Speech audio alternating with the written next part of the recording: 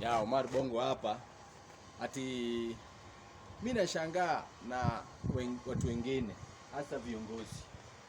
Mtu anatembea na gari kubwa, anakuja mbele yetu, anasema ati tusimamishe ati safari ya Singapore. Tumekuwekea mafuta, uko na driver yetu, uko na security yetu, uko na bunduki yetu, alafu naambia watu wengine ati Singapore hakuna majani. Watu wa Singapore hawakunywi chai. Jameni, ulizeni. Watu wa Singapore hawakunywi chai. Na si ati tunataka kuenda Singapore. Sisi tayari tumeshinda Singapore. Ile tu ni imagination tulikuwa tunafanya. Na saa hii tukiangalia Kenya tumeshinda Singapore. Why utasema atusimamishe safari ya Singapore na tayari sisi tulipita Singapore kitambo sana. Tulishapita. Angalieni. Look it. Look. Everything. Look. Tumepita. Tumeshapita friend.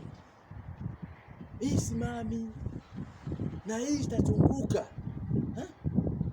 Hakuna haja udanganye wenzako atusimamishe barabara ya Singapore hali watu wako wanapokea pesa kwa Ruto. Unataka kusimamisha vijana wasichukue pesa ya Ruto? Na Ruto ameleta pesa. William Ruto ameleta pesa. Unasema unataka kusimamisha pesa, vijana wasichukue pesa? Ufanye nini? Wewe unafikiria vijana wakichukua pesa hawatakufuata? Jume umezoea kufuata na kudanganya watu. Sasa hii Ruto ameletea vijana pesa wakuwe na kazi yao, unawaambia hata wasimame kwa barabara ya kuenda Singapore. Kijana mwenzangu, usidanganye na huyu jamaa. Huyu ni hatari. Muongo hatari. Angalia yeye anaenda na gari tena V8 TX kubwa, ako na mafuta yetu, anakuja mbele yetu, anatudanganya kama ameshiba, alitusimamie tuache pesa. Ilhali yeye anakuja. Bwana, Wakenya si wajinga venye unafikiria. Wakenya walitoka huku kitambo sana. Wewe kuna unafikiria atutudanganya Wakenya? Huko tulitoka kitambo sana my friends. Badilisheni. Msipobadilisha kuna Mkenya mtadanganya.